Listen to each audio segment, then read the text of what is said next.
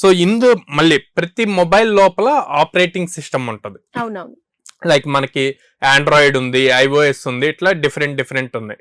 So ఇది మనం ఎప్పుడైతే ఛార్జర్ కనెక్ట్ చేస్తామో, కనెక్ట్ చేయంగానే మనకి డిస్ప్లే వస్తుంది, లైక్ ఛార్జింగ్ అని చెప్పి, లేదా ఫుల్ అవుతున్నట్టు వస్తుంది, లేదా మొబైల్ టెంపరేచర్ బేస్ చేసి ఛార్జింగ్ హోల్డ్లోకి వెళ్ళింది అన్నది కూడా మనకి డిస్ప్లే అవుతూ ఉంటాయి. ఇవన్నీ కూడా ఆపరేటింగ్ సిస్టంలో ఆండ్రాయిడ్ అయితే కనుక జావా, కొట్లిన్ ఇట్లా టెక్నాలజీస్ యూజ్ చేస్తాం, ప్రోగ్రామింగ్ లాంగ్వేజ్. అదే iOS అయితే స్విఫ్ట్ యూజ్ చేస్తాం అన్నమాట.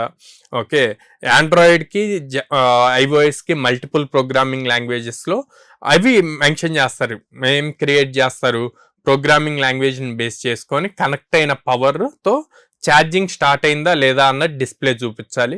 తర్వాత ఎంతవరకు బ్యాటరీ ఛార్జింగ్ అయిందన్నది చూపించాలి.